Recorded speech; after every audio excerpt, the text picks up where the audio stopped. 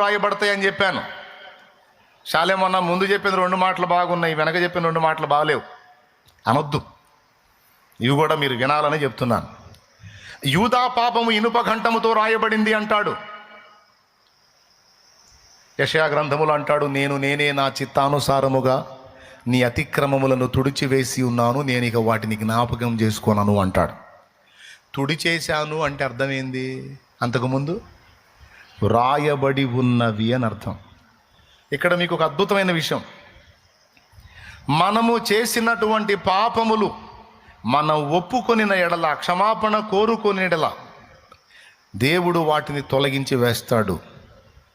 ఒకసారి కడిగేశాడంటే, తుడిచేశాడంటే ఇక ఎన్నడూ జ్ఞాపకం చేసుకోడు. అది దేవుని మర్యాద, దేవుని మనస్తత్వం. అది చేసిన నీకు గుర్తుంటాయి, నిన్ను శోధించే సైతాను గుర్తుంటాయి, కానీ వాటిని కడిగేసిన దేవునికి అవి గుర్తుండవు. కాబట్టి దేవుడు మనం ఒప్పుకున్న ప్రతి పాపమును కడిగేసి తుడిచేసేస్తాడు. కానీ మనం చేసిన మంచి పనులు, సత్క్రియలు, ప్రార్థనలు, సేవ అన్నీ రాసి భద్రం చేసుకుంటాడు. ఈ మాట బాగుందా లేదా? కానీ నిజం.